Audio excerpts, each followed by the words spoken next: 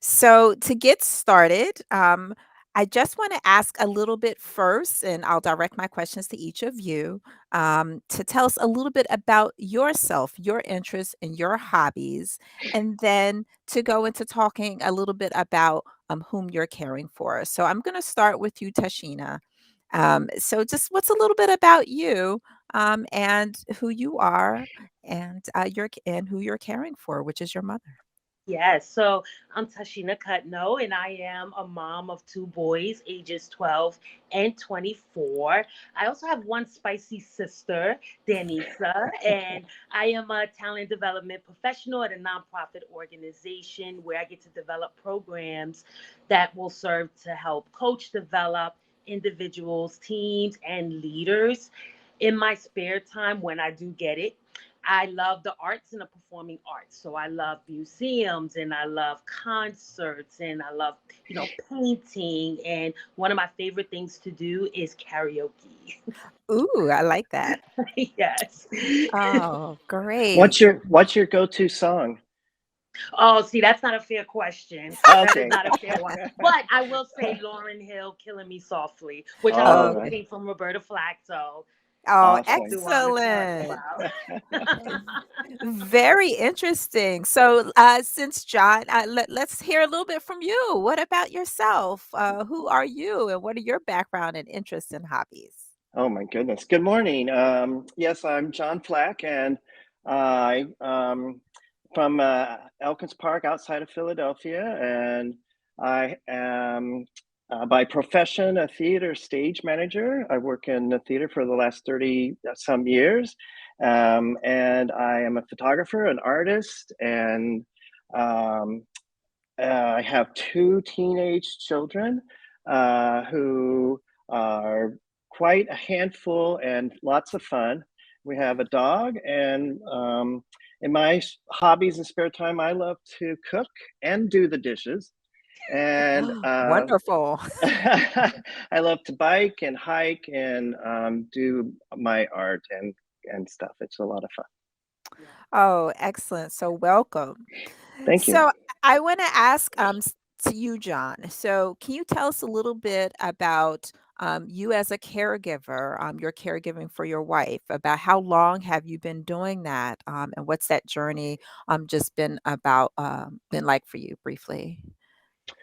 Well, our journey started back in 2013 with the first diagnosis of breast cancer for Jenny, and it was a very um, bumpy road for a while, but it was um, supported by excellent caregivers, and it was by a very supportive group of family and friends that basically we were all good no until 2019 when Jenny the New Year's Eve 2019 to 2020 Jenny was diagnosed with metastatic breast cancer, and it Mhm. spread to her bones.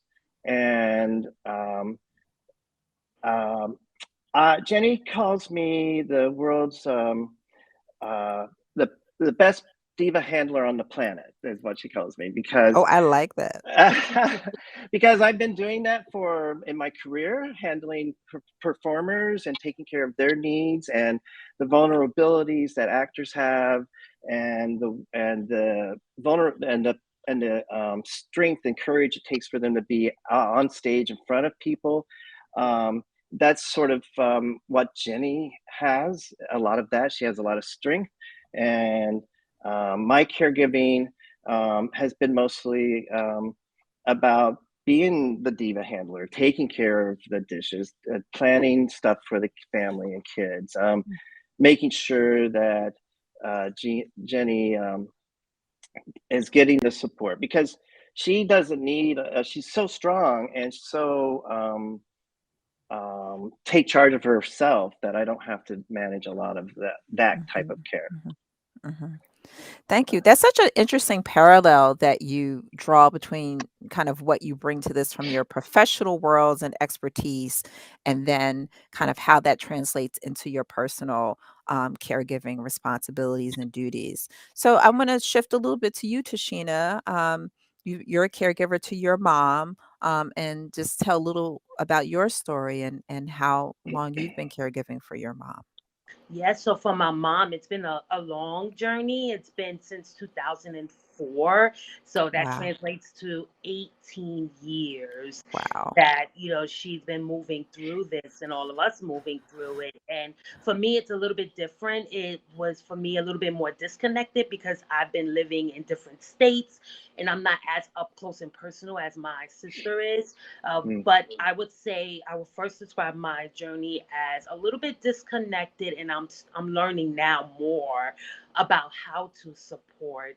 And I think it's interesting, how John translates, what he does, because in my role, I'm always teaching leaders on how do you examine and find out the needs of your employees and how do you meet those needs. And I think that's the same approach that I think we all can take, is finding out, how would your loved one need to be supported and how can you support in a way that matters to them.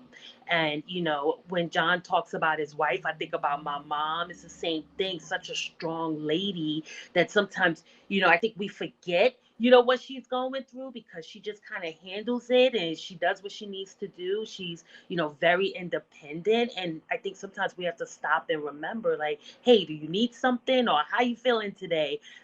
Because mm, she's, so strong in the way she handles it. And my mom is she's a caregiver herself. Mhm, So mhm. she's still doing that. Like the other day, my son was like, "When is Alma coming back? Like this house is a mess." Because when she comes to the house, she takes care of all of us, and Mhm. we should be really focusing on taking care of her. But I think she enjoys caring for us still. She's still, Yes. everybody's, she's the master mama, like, Mhm. and she still takes care of her kids, which include myself, my sister, and my kids. Mhm.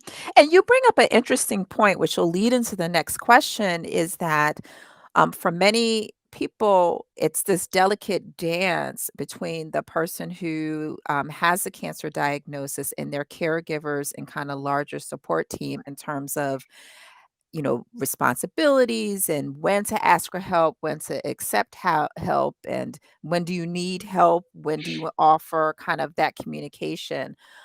What do you think, and this is to both of you, and I guess I'll start to John first.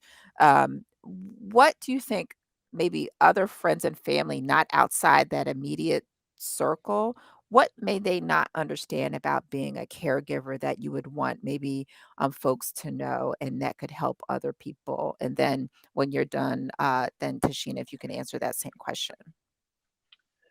um, that's a tough one because I'm usually pretty open about a lot of things that's affecting us or myself. I think one thing that I thought about was that we're pretty much realists in our house. Like, we know that it's a tough journey. We know that there's going to be pain and there's going to be setbacks and successes.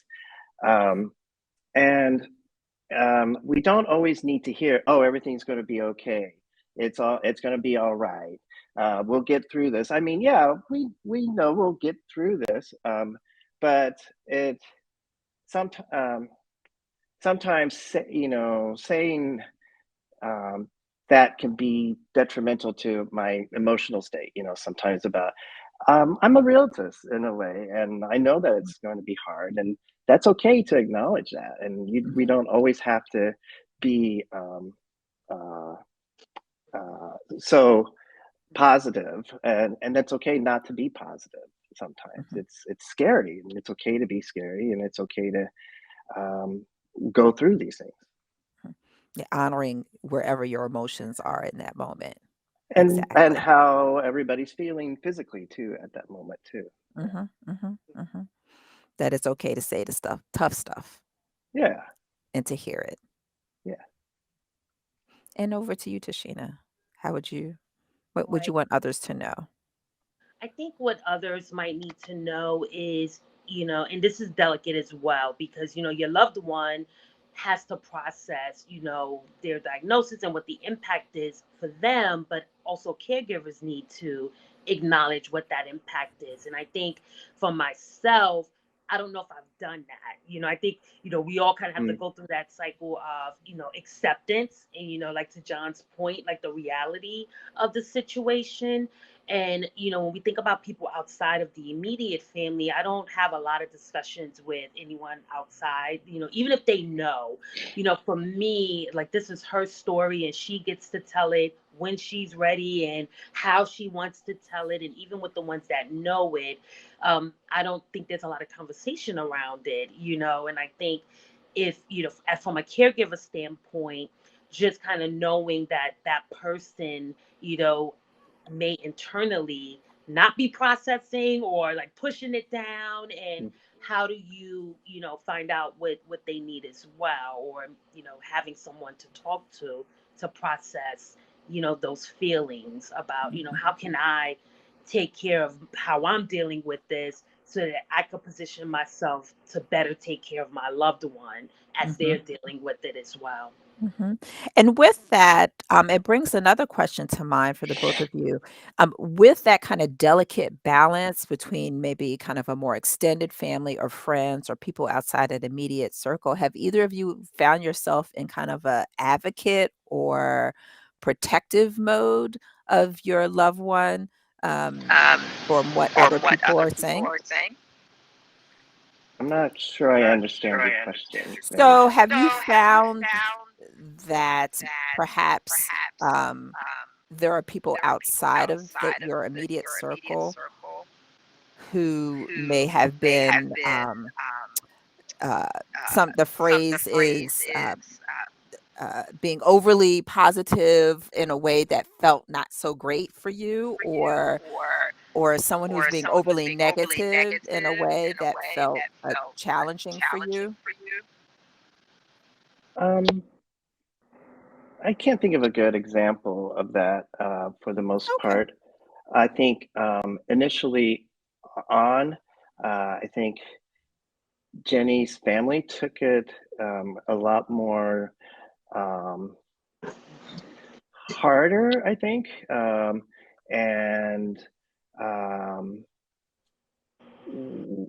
and I think that becomes hard for us. I think because we we have enough energy to manage our own what emotions that we're going through a lot of times that I can't support you also with what you're trying to process. I think that has gotten a lot easier since the initial um, diagnosis and the beginning of treatment. And once everybody saw how we I handled things, I think everybody really fell into a similar groove.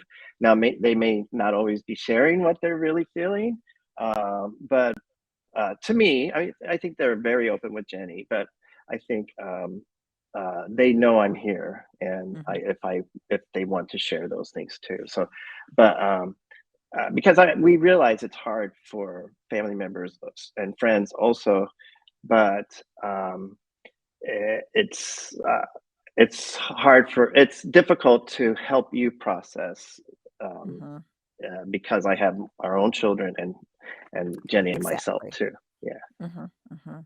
Yeah, that answered exactly what I was kind of Okay. thinking through. Exactly. Tashina, what has been your experience? Has it been similar to John's in that? Right. So I think, I love what John said about, how he deals with that. And I think for me, it's more of a advocacy when it comes to some of like the traditional things. Family might feel like something that is traditional is not as important. But what I've learned is those things are important, for my loved one. So how can we make those things happen? Or just trying to explain, why that's important, is Mhm, probably the most that I've done. mhm. Which is important. Thank you both so much. Um, what opportunities, or challenges do you think you have had as a caregiver just with the role itself? Whether that's kind of time constraints, balancing your own work, home life, What have been some perhaps some things that have been opportunities that have come out of that, or and what have been some challenges? And I'll go to you first, Tashina. Right. So for me, I think the opportunity is to redefine the relationship, right? Because you know your loved one before the diagnosis, and now you have to relearn them with the diagnosis and figuring out, how to best support them. And I don't think those things happened formally. It kind of happened organically. It was kind of like, oh, when this wasn't an issue before, but like, hey, we need to pay attention to this now.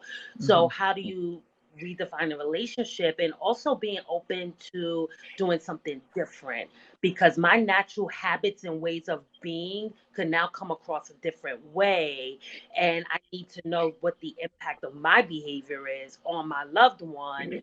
Because if it's unhelpful, then I need to stop doing it, right? That's another way of supporting it. And there are challenges. I'm in another state. I'm not far away now. Before I was, I'm in another state. My work is taxing. It takes all my energy. And I have to remember to make time for the things that are really important. Like work is important, but so is family. So you got to balance that, and work on taking care of yourself so you do have the energy to do the things that really matter. So those were some of the challenges and opportunities. There is the balance and redefining the relationship. Mhm. Great, great. Thank you so much. And John, for you, what have been some opportunities and challenges in your role as caregiver? Um, I think the what Tashina said about the now has taken on a extra importance in our daily life with each other, and being more in the moment and not having to worry about outside things as much. And with this uh, diagnosis, and with the understanding of what one goes through, wanted to be a support system for others too. I mean, Jenny has been very involved with LBBC from the instant that she was diagnosed, and we have met really wonderful people through the organization, people that we can care about and that care about us, and as a larger community.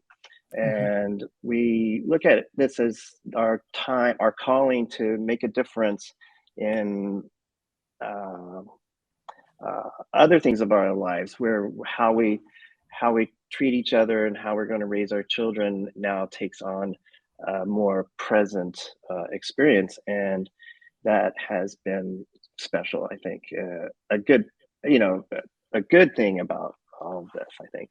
Mhm, mhm. So finding that kind of larger community, and with organizations like LBBC, but also through those organizations, making connections to other caregivers. So you two are connecting with each other, and you're connecting with the audience who are also caregivers, who are gaining lots of insight from all of the wisdom that you guys are sharing. Um, I want to shift gears a little bit to something that sometimes that can be a little challenging to talk about. Sometimes the support for caregiving can feel isolating or sad. Um, Sometimes there are tasks and things behind the scenes that aren't kind of really recognized. Have either of you kind of experienced those things in your time as a caregiver so far? I And can I'll go. go to Tashina. Yeah, go ahead. So yes, profound sadness for sure, in asking why, like why my mom, like the greatest person on the planet. I kind of went through that thing, but I think what gives me comfort in those moments is my faith, and just believing, in healing, and just, seeing her just overcome so much. Like, if you really hear her story, you'll be like, what? She just keeps overcoming these challenges. And I think for me, that, that helps me with the sadness part. The other part that I think is difficult to talk about, I don't know if I've experienced isolation. I think for me, it's guilt. That's my big Mm, one, especially because when she was first diagnosed, I was states away and I was going through my own challenges. And every time I think about that, I'm like, man, you should have packed up and took yourself back home. And it's what I have to do every time I feel that is say, but like you're here now, and I have to like forgive myself for that. And I struggle with it all the time because I wasn't up close and personal, and I really should have been. So I always process that, but it's really internally. I don't think I've ever told anyone that till just now. All these people on the call ah, now know, like that's what I deal with. But I think that's something that I have to continue to resolve within myself, and to John's point, worry about the now. Like, let's talk about now. Yesterday's gone. Tomorrow, we don't even know what's going on with tomorrow. What about now? Like, that's mhm. where we need to focus. So, Thank you so much for being vulnerable with that. And because, in my work, you are certainly not alone in that. And there are so many people who experience that same thing and maybe feel isolated or feel like they can't share that. So I'm sure you've helped so many people. And when I'm talking to folks along the way or walking alongside them, there's two things I kind of say. This is my little oncology social work hat. One is, um, try not to should on yourself because we do the best we can with the information and resources and who we are in that now moment that we can. And most of the time, when we know more and we're in a different place, we do different. And that's exactly what you kind of came to. So just to be kind and gentle with yourself about that and for anybody else that's listening, because it is very, very common. So I'm going to shift over to you, John. Um, what you were saying about Tashina about the guilt a little bit is sort of what I'm experiencing as a caregiver currently, not with Jenny, but with my mother. Now, I'm states away from my mother, and right now she's going through a phase in her life where she needs extra caregiving, and I'm relying on siblings who live uh, with in the area of with her, and and I think that uh, I am in the mode of caregiving so much that I don't really have time to stop sometimes to think about sadness or isolation.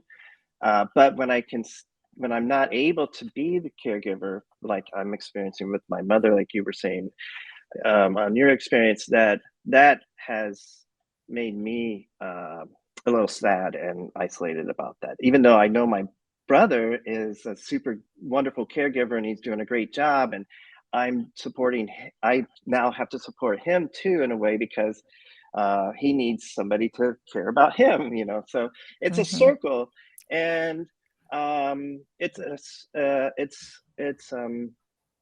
it's continuous, and it will continue to be. And I think that we will continue to care for Jenny, and then there will be another person, I hope, that I can continue to care give, or somebody will care give for me. So mhm, that's what keeps me out of it. So being so sad or isolated about things, I mhm, think that mhm.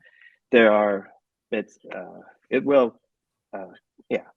Yeah, there's so many people, and I think you really hone in on it that there's so many layers to caregiving, and that there really are more of us who are in this role, and forums like this really help to bring that out to say, you know what, I'm really part of a larger community than I thought of, on multiple different levels, and whatever ways that we can connect may help with the isolation a little bit, if we can normalize that there are some thoughts or feelings that we have that may be challenging to express.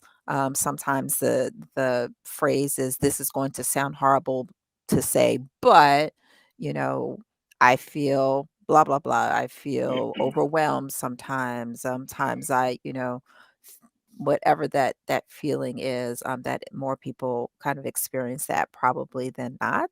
So you're really doing something great here. Um, how do you guys have talked a little bit about this, but maybe to just expound on it a little bit. How do you balance the uncertainty of the future with living in the present? Like, do you you've talked about Tashina, your faith, John, you've talked about kind of even your professional experience and role. But if you can expand on that a little bit, maybe even some specific tools or skills or things that you use that others can learn from. So I'll start with you, John. Oh, hmm. um, I can come back to you if you want me to send it to Tashina first. is that okay? Y- yes. Okay. Right. So I first want to say is something that I've been challenged with all my life is to be in the now and be present. I am still working on it. Some days I do well, some days I don't. But I think what I have to first focus on is putting boundaries around my work life, right? Work is the thing that takes all of my time. So what do I need to do to make sure that I put boundaries around work, but that I'm still doing a good job at work because that's always been Hmm. important to me. But it's not okay to let work overwhelm that where I'm working every day, early, late, on the weekends, because as I'm doing that with work, I can't serve well in the other parts of my life again that really matter. So some of the things is just making sure that I put those boundaries around work and be intentional about spending time or doing things, with my family or with my mom that's important to them. But I really have to create that space for it. So for Mhm. me personally, it's looking at what's taking all my time and putting boundaries around that, and then Mhm. intentionally filling up the other parts of my time with some self-care as well, because I need me time as well to recharge and then do what needs to be done. I'm recently, working on that, some intentional ways, and it's simple. Spend time and do what those people want to do, and just enjoy the time when you're together. Be with each other. Don't Mhm. do anything else. Just be instead Mhm. of all the doing. Be. Yeah. So I hear it boundary making, intentionality, kind of a little bit of planning, trying to focus or get rid of some distractions when you are together. Those are some great and helpful things. So back to you, John. I agree with all of that. I, I I think also to add in reflections of you are what you're going through. Jenny's really big on reflecting. She's a writer and a poet and a journal, and she journals and she, um, expresses herself a lot in that. And there's a lot of reflection in that that I I sometimes can't do, and I think I need to reflect more on that, and in order to really be um, okay with the uncertainty to me Mhm. of the future in a way. Mhm. Um, know my learning to know more about myself and about how Jenny will respond to my caregiving or not, and be remember those things, and make note of the of one. Jenny was like, I want a dance party when I'm at my sickest or something like that. I Mhm. want you know I want I want to remember what what works and what was Mhm. troubling, and try not to repeat those things sometimes Mhm, too. mhm, mhm. Yeah, definitely. So, kind of reflection as a tool to both be more present in the moment, process kind of the recent past, and in some ways, I think you're saying, John, help prepare for that uncertain future, not to plan, but kind of put it in potential buckets. Um, So as our we still have some time left, but I have something I think is very important, that maybe the folks who are attending really would like to hear from both of you. Kind of what would you say to a caregiver for someone who's newly diagnosed with metastatic breast cancer? Kind of what wisdom would you impart? So I'm going to start with you, Tashina. I would say just be there, and being there doesn't always mean having the person talk things out. Sometimes people just want you to be present and available. And I would even say, find out what support looks like for that person. Ask them, like, what do you need from me right now? Or what is the best way I could support you in this moment? And I think that just again being intentional and finding out exactly, because you may think you're supporting, but you could be harmful, or you have the best intentions, but it might not be what that person needs in that moment. So find out what they want and do that. I also say now, something I haven't done, but in retrospect, talk to other caregivers and use all the resources that are out there to help process your feelings about everything. And I think that community can help you stay in a healthy place, or give you a place to be vulnerable, or you know and really speak those authentic feelings that you're having, that you wouldn't want your loved one to be burdened with, that kind of thing. So I would say that as well. And then making every moment count. I think, you know, a really close family member of mine passed from breast cancer. And I think the thing that gives me comfort anytime I start to get sad about that is all the good times we had. It's like I'm sad for a moment, but then I start thinking about, man, we have fun. And, I really, those things help. So when I think about what John said, and, as far as what the impact could be from reflecting, I think when you make those moments count, it helps with, that uncertainty of the future. Mhm. Excellent, excellent. John? Those are all wonderful, Tashina, especially about finding somebody to be sort of your support. Uh, the I have a friend named my friend Phil, who his wife was diagnosed before we even knew what breast cancer really was. Because we were living our young lives, and it wasn't really affecting us. And uh, and I watched their journey sometimes from afar, because they moved to San Francisco to go climb mountains in the out west. I mean, that was how they were responding before before it was too late. Before it got progressed too far.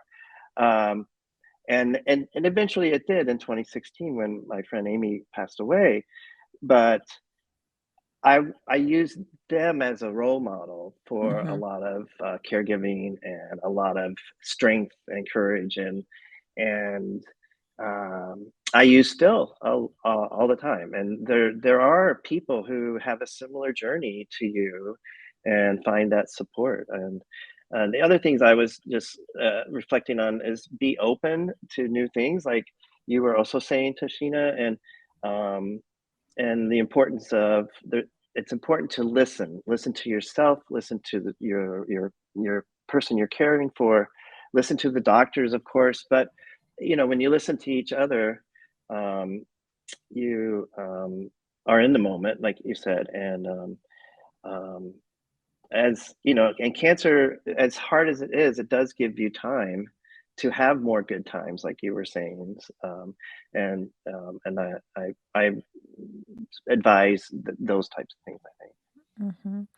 And I think one of the things that I just want to amplify what both of you had said, and that's kind of that process of asking your loved one kind of what they want. Sometimes that can be for some folks a little bit of a challenge because the person's like, "Well, I don't know what I want or need," and you're trying to figure that out.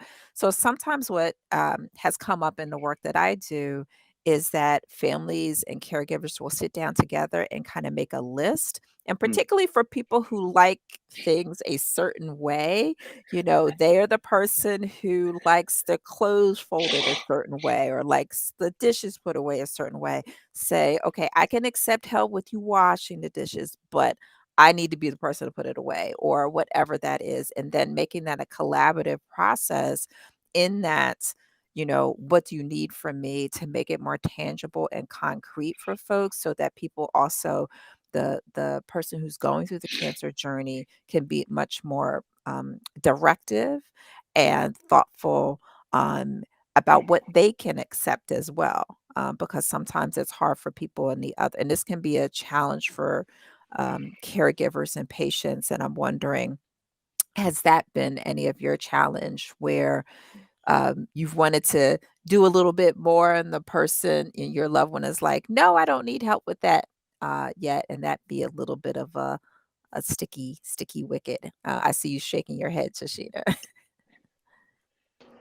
Yeah, I mentioned like my mother, she's a strong lady and she's independent. And I think there are times, even just kind of walking outside, I'm like, and she, I got this. Like, Lee, I got it. I'm good, So I think for me is, just I just respond to that. Like if she says she's good and back up, then I'll back up, because I think that those are the ones that are hardest because, they want to do for Mhm, themselves and they want to stay independent and it's just not and maybe I'm over helping or I'm not helping in that moment. So just being, and to me that's very direct. I got it, leave me alone. Okay. We got this. So I think, that's something that yeah, definitely do experience that. sure. I see you shaking your head too, John. Do you want to chime in? It's it's uh it's more of me not constantly saying how are you feeling. It's like I'll tell you when I'm feeling bad, and I'll let you know if I need something. Rub my shoulders or something. Yeah. So um, yeah, it's a, like you said, strong, and so you don't want to put that into question sometimes. And by Mhm, saying, "Do you need help?" or "How are you feeling? Are you not feeling well?" Can sometimes I think call into question, sort of uh, the presence of everything that may not be needed in that moment sometimes. So mhm, mhm. yeah. Yeah. So I hear you both saying kind of take your cues, ask your questions because that's what caregivers do to check in, but taking your cues from your loved one to what they're saying is accurate and kind of honoring that space that they're in and listening to where they are. Um, and as this hour has flown by, so as we get ready to wrap up, I have one last question to ask you, and then we'll take audience questions, which is what has been your greatest joy of your caregiving role? And I'll start with you, John. I had to write something down for this. So um, I think the greatest joy has been that um, our kids have really seen us come together and be strong for each other. And um, we are not shy of expressing our love for each other. And I think the greatest joy is that um, they may not have noticed that if something as hard as breast cancer can or will be, for us to express how much we care for each other and love each other in front of them. I think that brings me joy that they can bring that sort of care and love to their future relationships and with each other and with us. I really think you the power is um, contagious in a way of that, and I think that brings me joy that they see us not be um, pushed down by the diagnosis, and that we can be strong and be there for them too. That's lovely. So I'm gonna give that same question to you, Tashina. What has been your greatest joy of your caregiving role? So my greatest joy is watching my mom. She is so courageous and strong and persistent and resilient. And she's always been like my Wonder Woman growing up, but it's like even more so now because she's not playing around. She's living a life, she's doing what she enjoys, and she's still caring for us. And that just brings me joy, to see her do things that make her happy, despite the diagnosis, and that just that helps me as well. That feeds my soul to see how well she's doing. Oh, excellent. I just want to thank you. I know they're going to come on to see if there's any questions from the audience, but I just want to thank you both so much for being open and vulnerable and having such an important conversation that so many people need to hear kind of your perspectives and to see themselves in you and your experiences and also know that it's okay to reach out for help and support. So again, I want to thank you so much. Uh, so welcome back, Stephanie. Yeah, thank you, everybody. I've had this amazing experience, like the members of the audience, and listening to this really rich conversation where there's been a lot of emotion and a lot of humor, which I bet people can identify with and appreciate. So, yes, I thank you all so much. We've had, not surprisingly, some really thoughtful questions from our audience. I think in the interest of time, I'm going to just select one of them and ask both John and Tashina to respond. This question is from somebody in the audience who is a person living with metastatic breast cancer, as opposed to themselves being a caregiver. And I'm wondering how you might respond to this question of, based on your experiences with your loved ones, how somebody living with metastatic breast cancer can best communicate that they need help, that they need others to step up, without sending a message that they're giving up. So there's a lot in that question. It sounds like a really intense experience to be going through. And I'm just wondering, again, how you as caregivers would respond to that.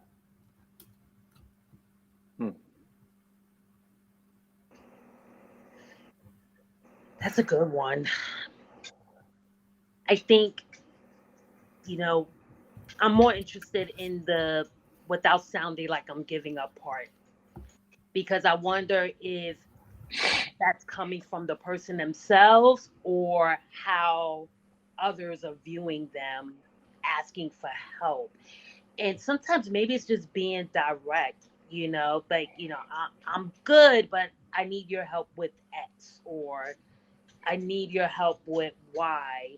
And if you get the sense that people are feeling that, like, ask them, are you good? Like, I'm good. I need a little bit of help. That's all, and I think maybe, there's something more there. But if you pick it up, I do that a lot. Sometimes I sense something, but I don't have any facts. And I'll just say, I get the sense like you feel like I'm giving up. Is that true? And let that person confirm or deny. It's like, no, or yeah. And it's like, but I'm assure you I'm not.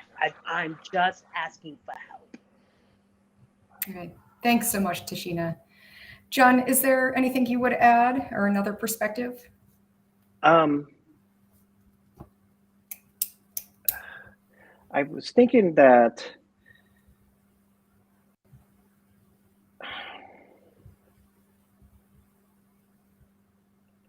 it's okay to want help too, because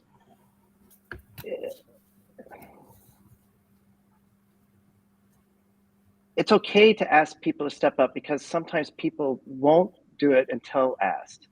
I think that, like, I have a couple other siblings. I was reflecting back about my mom a little bit, that they don't seem to be stepping up. And I have a hard time saying to them, I think they should step up, because I'm so far away and removed myself. Um, uh, and I think that's hard for me to sort of call them in on that issue. But I think sometimes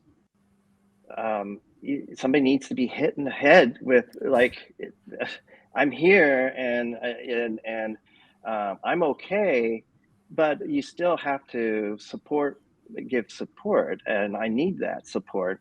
And it's not always about the physicalness of what I need help with. It's about the fact that I have 4 appointments and I need help getting the kids home from school or something. Or the help is not always going to be about the physicalness of what I'm going through. It's about logistics. Um, it's about emotions. It's about opportunities. It's about a lot of things. And um, empower yourself to ask for that help too, and because that will make your treatments easier, and you won't be so you'll be happier um, after treatment when you're not feeling well from the treatment or something like that.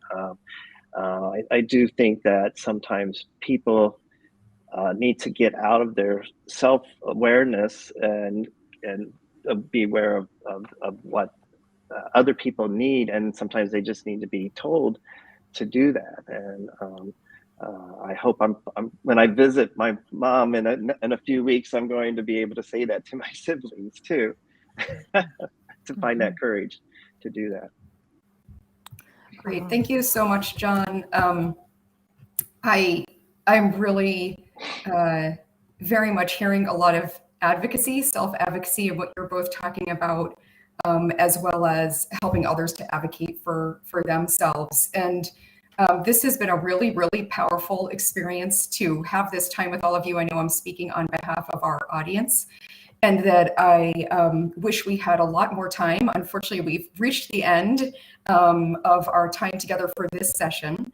So I'm going to just thank everybody, each of you, for joining us, our audience as well. A special thanks to Celeste, Tashina, and John.